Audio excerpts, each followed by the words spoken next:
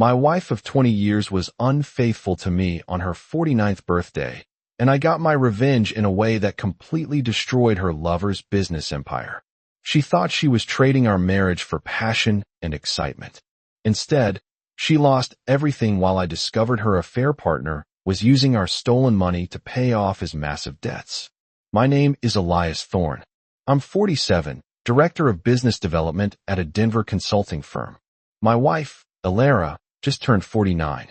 We have 2 kids, Isabel, 19 and at Colorado State, and Julian, 17, finishing high school.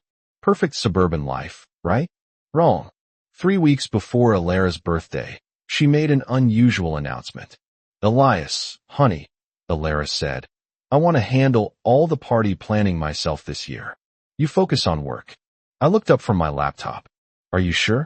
I don't mind helping. No, I've got it covered. Trust me, it'll be perfect. Red flag number 1.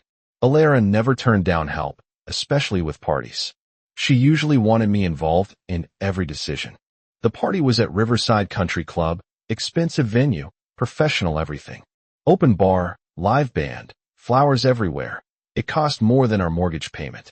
The guest list included people I barely knew mixed with our usual crowd.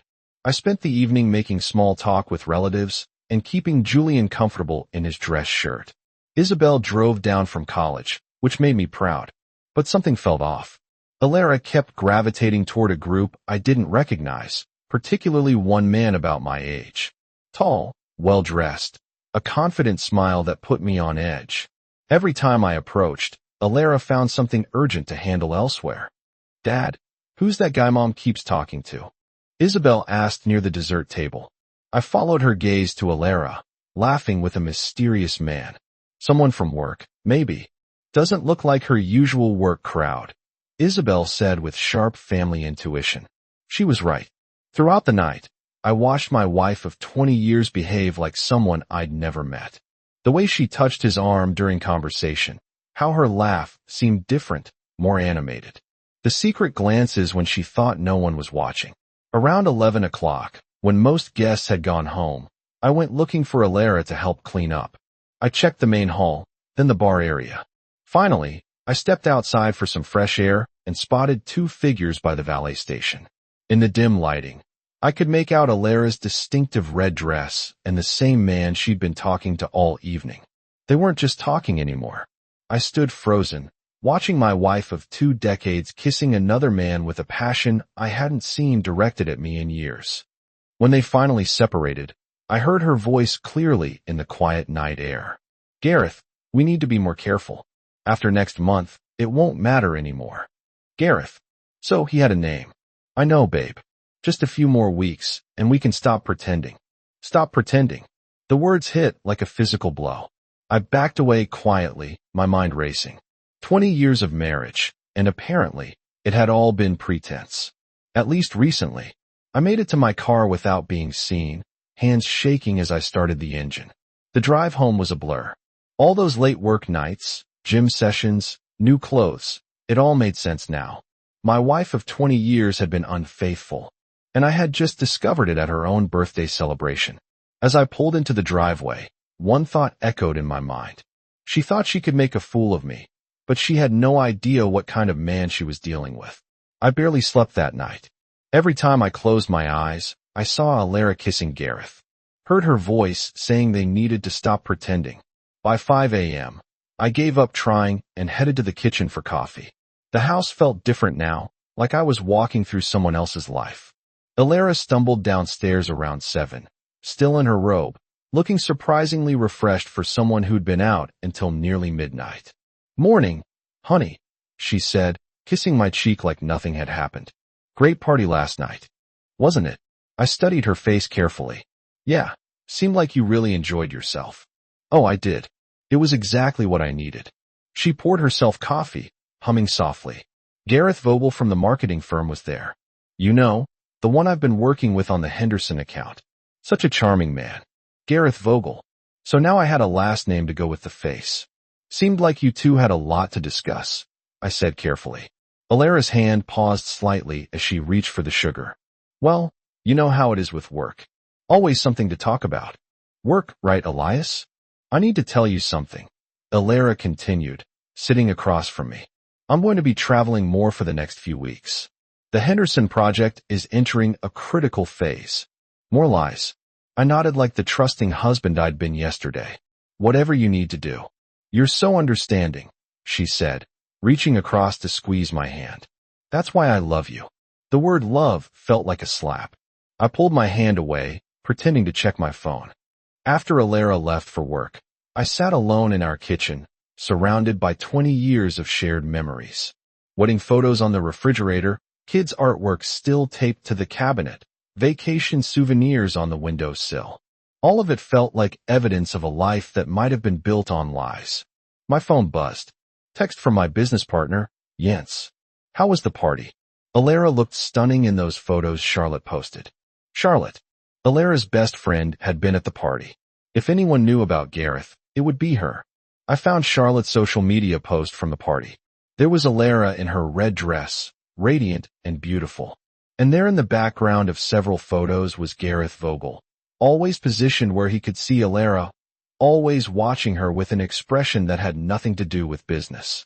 I screenshotted everything, then sat back and thought about my next move. 20 years of marriage doesn't end without a fight, but I needed information before I could plan anything. Around noon, I made a decision that would have seemed impossible yesterday morning. I called in sick to work and drove to Gareth's marketing firm downtown. If my wife was going to play games, I needed to understand who I was dealing with. The receptionist was helpful when I introduced myself as Elias Thorne from the consulting firm. Oh yes, Mr. Thorne. Gareth speaks about your wife Alara all the time. They're working so closely on that Henderson project. How long have they been collaborating? I asked. About 6 months now. Gareth was just saying yesterday how much he admires her dedication. 6 months. The timeline matched perfectly with when Alara started her reinvention. I left the building with a clearer picture forming in my mind. This wasn't some spontaneous attraction at a party. My wife had been conducting a 6-month affair with Gareth Vogel, and last night's kiss was just the tip of the iceberg. But here's what Alara didn't understand about her husband of 20 years. I was not merely a coordinator. I was a strategist, one who could dissect risk and execute a plan with clinical precision. She thought she was playing checkers while I was moving pieces in a game of Go. She was about to discover how wrong she was. That afternoon, I made a call to my old college buddy Marcus, who now ran a private investigation firm. Sometimes you need professional help to handle amateur liars. Elias? Long time, man. What's going on? I need some background research done discreetly on someone named Gareth Vogel. Personal or business? Very personal. Marcus knew better than to ask details over the phone. We arranged a meet at a coffee shop downtown. Within an hour, I was sliding a folder across the table with everything I'd gathered so far. Your wife's having an affair, Marcus said after reviewing the photos. That's what I'm trying to confirm. No confirmation needed, buddy. These pictures tell the whole story. He studied one photo more closely. This Gareth guy looks familiar. Give me 24 hours. That evening, Alara came home late again, claiming she'd grabbed dinner with colleagues after their Henderson meeting. She was practically glowing, talking animatedly about how well the project was progressing. Gareth really knows his stuff, she said, setting down her purse. We worked until almost 9. I nodded, watching her carefully. Must be some project. Oh, it is. Could be worth millions to both our companies. Interesting. I made a mental note to dig deeper into this mysterious Henderson account. The next morning, Marcus called with results that made my blood boil. Your boy Gareth Vogel is married, Elias. Wife's name is Sylvie. 2 kids, ages 8 and 11. Get this, he's got a history. His current wife is actually his third. Previous 2 divorces both cited adultery. A serial cheater. My wife was destroying our marriage for a serial cheater. There's more, Marcus continued. That Henderson project your wife mentioned. I called around. No major Henderson account exists at either company. It's a cover story. So, they created an entire fake business relationship to hide their affair. The level of deception was staggering. Marcus, I need you to do something else. Follow them. Document everything. I want proof that will hold up in court. You sure about this path, Elias? Some things can't be unseen. They've already been seen. Now I need evidence. 3 days later, Marcus delivered a manila envelope that changed everything. Inside were photographs of Alara and Gareth entering and leaving various hotels, restaurant receipts charged to Gareth's credit card, and a timeline of their meetings over the past 6 months. But the most damaging evidence was a recording Marcus had made outside their usual hotel. He'd followed them to the Marriott downtown and positioned himself near their room's patio door, which they had left slightly open. "Elias, you need to hear this," Marcus said, handing me earbuds. Alara's voice came through clearly. "I can't keep lying to him much longer, Gareth. He's starting to ask questions. Just a few more weeks, babe. My divorce attorney says I should have everything finalized by Christmas. Then we can be together openly. What about the kids? Isabel adores Elias. Kids adapt. Besides, once we combine our assets and sell both houses, we'll have enough to start fresh somewhere new." My hands clenched in a fist. They were planning to sell our family home. "I've already transferred most of the college funds to that account we opened," Alara continued. $43,000 so far. The college funds, money I'd saved for years to secure my children's future, and she was stealing it to fund her affair. Garrett's voice. "Good thinking. By the time Elias realizes what's happening, we'll be long gone." I ripped off the earbuds, my vision blurring with rage. "There's more," Marcus said quietly. "I tracked that account she mentioned. It's at First National, opened 3 months ago. Both their names are on it." "How much?" "Nearly $60,000. Looks like she's been systematically draining your joint accounts. 20 years of marriage, and Alara was robbing me blind while planning her escape with a serial adulterer. But she'd made one crucial mistake. She'd underestimated the man she was betraying." I stood up. "My decision made. Marcus, I need you to keep monitoring them. Document everything. And give me the name of the best divorce attorney in Denver." "Elias, what are you planning?" I looked at him with the cold determination that had made me successful in business. "I'm going to destroy them both. Legally, completely, and permanently." Alara thinks she's been clever, but she's about to learn that stealing from the wrong man has consequences. The objective shifted from salvage to complete, methodical restoration of order and protection of my lineage. The game was now about ensuring Alara and Gareth paid for every lie, every stolen dollar, and every moment of betrayal. The next morning, I met with Helena Weiss, Denver's most feared divorce attorney. Her office overlooked the city from the 40th floor, and her reputation for destroying cheating spouses was legendary. "Mr. Thorne," she said, reviewing the evidence Marcus had gathered, "your wife has made several critical mistakes. The financial theft alone gives us grounds for criminal charges. I want everything, Helena. The house, the assets, custody of Julian. I want her to walk away with nothing. With this evidence, that's entirely possible, but we need to move carefully. Has she shown any assets recently that seem unusual?" I thought about it. She's been wearing expensive jewelry, new designer clothes. Expensive dinners she claims are business meetings. We'll need to document everything. I'm going to request an emergency asset freeze before she can steal more money.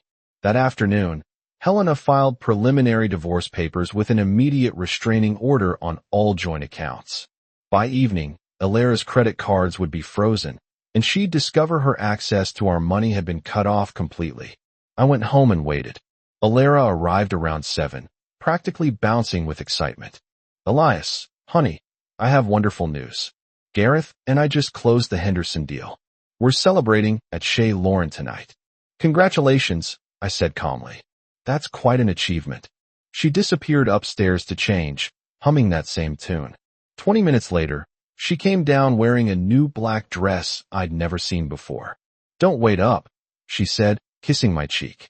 "This could be a late celebration." "I'm sure it will be." An hour later, my phone rang. Alara's voice was panicked. "Elias, something's wrong with my credit card. It was declined at the restaurant. Can you call the bank?" "That's strange. Let me check our accounts." I pretended to look up the information on my laptop. "Honey, there seems to be some kind of freeze on our accounts. Maybe fraud protection." "What? That's impossible. I need to fix this right now. I'll call them first thing tomorrow morning." "Can't Gareth cover dinner tonight?" Silence. Then, This is humiliating. Elias, fix this immediately. She hung up, and I smiled for the first time in days. Let her explain to Gareth why her husband's money had suddenly become unavailable. The next evening, Alara stormed through the front door like a hurricane.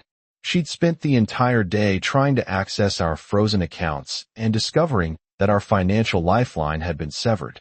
Elias, she shouted, what the hell did you do to our money? I looked up from my laptop calmly.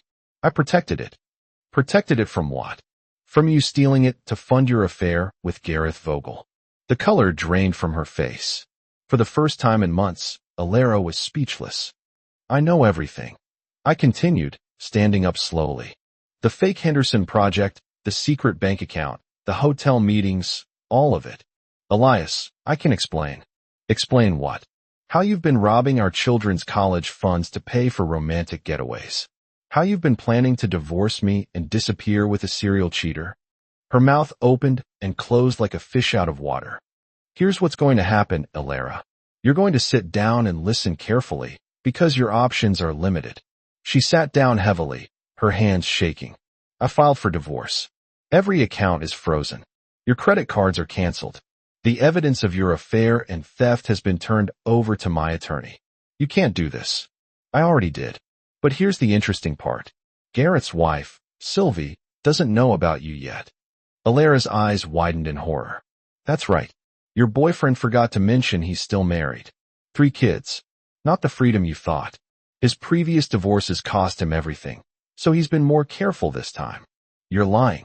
Want to call Sylvie and ask her yourself? I have her number.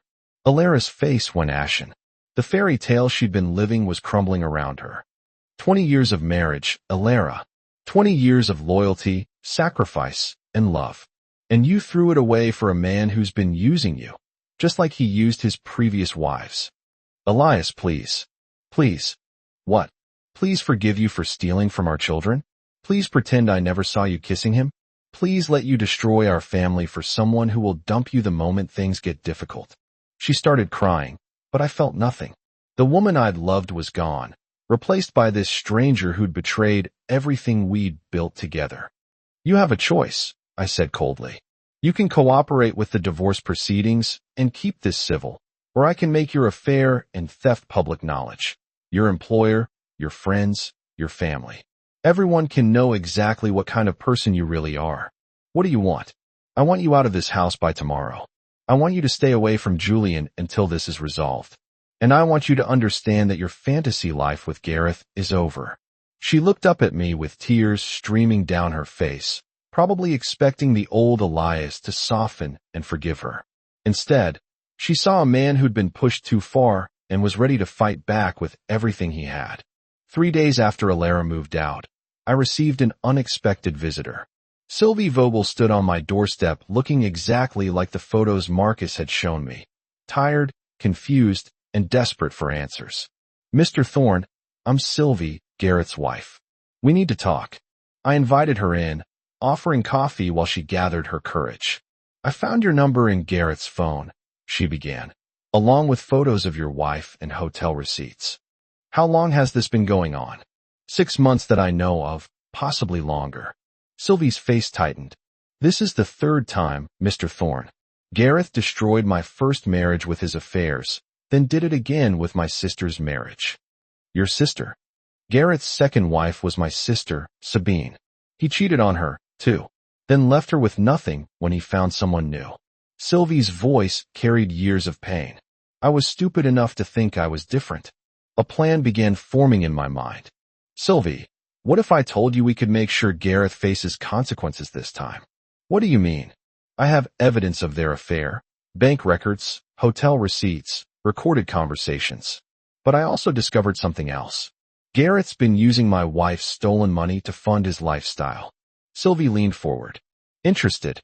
Your husband owes money to some dangerous people. Business debts, gambling debts. He's been using Alara's money to pay them off, while promising her a future he can't deliver. How do you know this? My investigator did some digging. Gareth's company is weeks away from bankruptcy. The only thing keeping him afloat is the money he's stolen from my family through Alara. Sylvie was quiet for a long moment.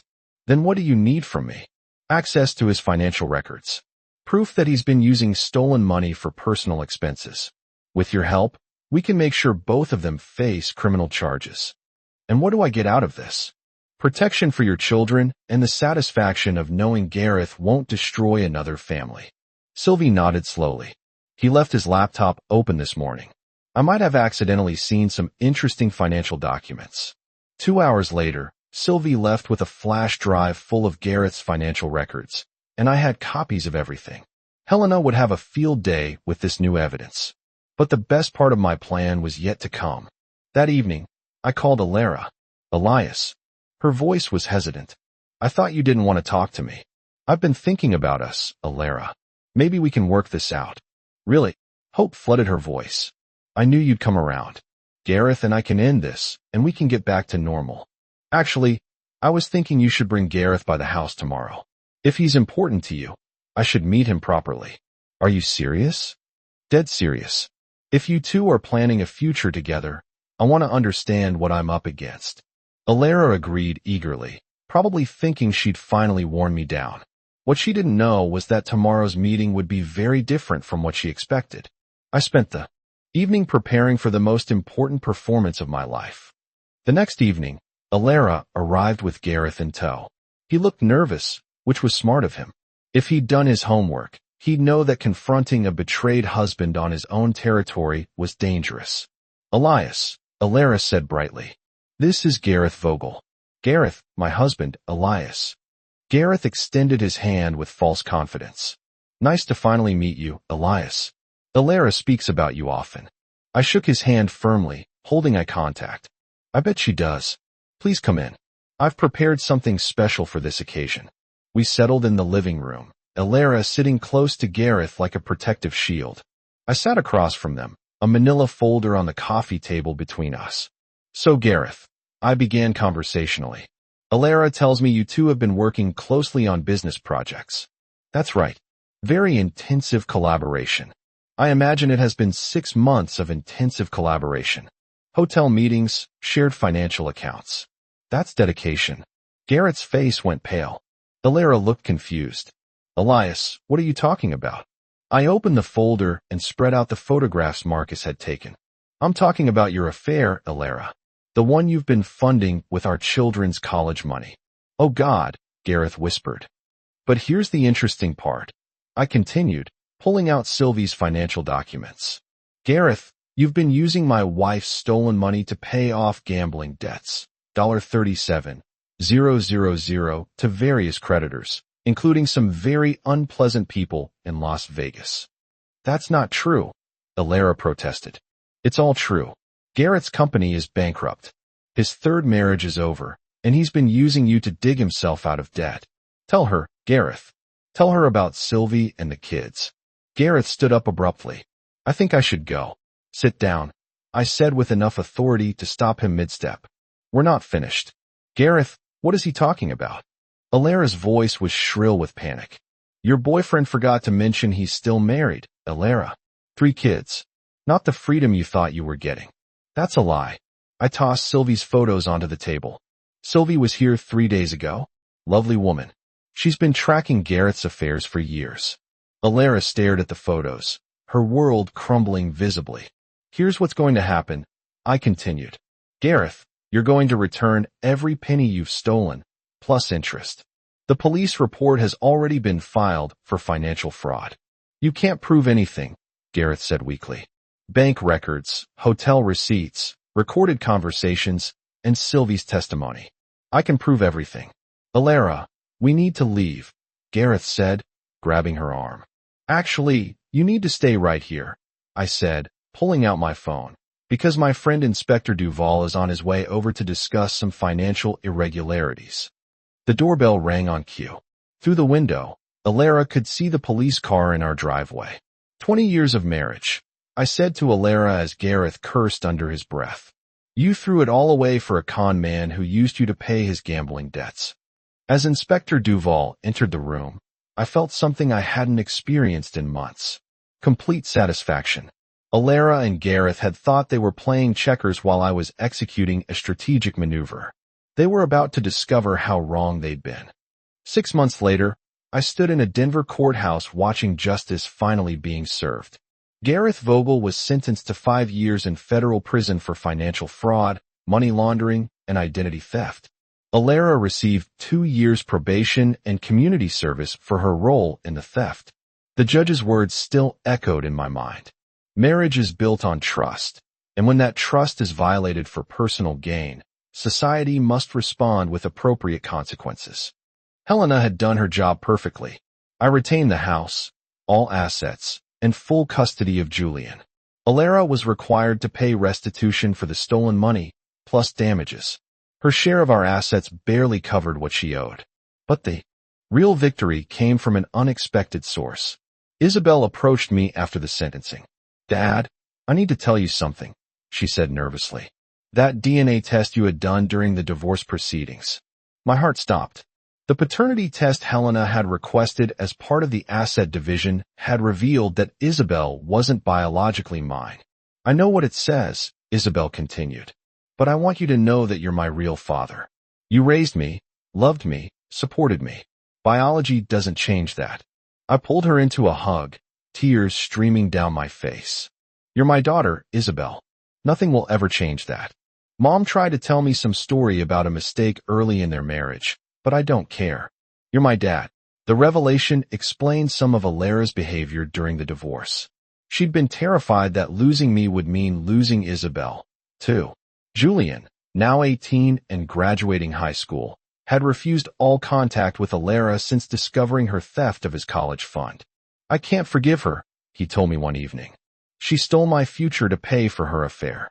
I'd managed to recover most of the stolen money through the criminal proceedings, ensuring both kids could still attend college, but the trust was gone forever. A year after the divorce was finalized, I received an unexpected letter from Alara. She was working at a retail job in another state, living in a small apartment, and asking for forgiveness.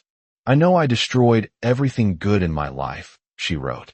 "I fell for Garrett's lies and convinced myself I deserved something more than the wonderful life you'd given me. I was wrong about everything." I showed the letter to the kids. Isabel read it twice, then shook her head. "Too little, too late," she said. Julian was even more direct. She made her choices. Now she gets to live with them. As for me, I'd started dating again. Nothing serious yet, but I'd learned to trust my instincts about people. The experience with Alara had taught me valuable lessons about recognizing deception and protecting what matters most. My business was thriving. The kids were succeeding in college, and I'd built a new life free from lies and betrayal. Sometimes people ask if I regret how hard I fought during the divorce. The answer is simple. When someone tries to destroy your family and steal your future, you fight back with everything you have. Alara thought she could make a fool of me, but she discovered that some men don't break, they get stronger. 2 years after the divorce, life had settled into something I never expected. Genuine happiness. The house felt warm again, filled with laughter when the kids visited and free from the tension that had poisoned our home during Alara's affair. Isabel graduated from Colorado State with honors, choosing to keep my last name despite learning the truth about her paternity. At her graduation ceremony, she introduced me to her friends as her dad with pride that made my chest swell. Julian had thrived at Denver University, studying business with plans to join my consulting firm after graduation. The betrayal he'd experienced from his mother had made him tougher, more discerning about trusting people. "Dad," he said during one of our weekly dinners, "watching how you handled everything taught me what real strength looks like. Not giving up, not giving in, just fighting for what's right." The financial recovery had exceeded expectations. Between the criminal restitution and civil penalties, I'd recovered nearly every stolen dollar plus punitive damages. Garrett's seized assets and Alara's enforced payments had actually left our family in better financial shape than before the affair. But the real transformation was personal. I'd started seeing someone. Dr. Claire Moreau, a veterinarian I'd met at Julian's baseball game. She was divorced too, understood the scars that betrayal leaves, and appreciated the work it takes to rebuild trust. "You know what I admire about you?" Claire told me one evening as we watched the sunset from my back deck. "You didn't let what happened make you bitter. You stayed focused on protecting your family." I had good reasons to fight, I replied. 20 years of marriage taught me the difference between love and manipulation. 6 months ago, Charlotte Pierce reached out to me. Alara's former best friend was going through her own divorce after discovering her husband's affair. Elias, I owe you an apology, she said. I knew about Alara and Gareth from the beginning. I should have told you. Why didn't you? I thought it would blow over. I thought Alara would come to her senses. Charlotte paused. I was wrong. I watched her destroy the best thing in her life for a fantasy. Where is she now? Still in Kansas City, still working retail. She asks about you and the kids sometimes. I think she finally understands what she threw away. I didn't respond to that.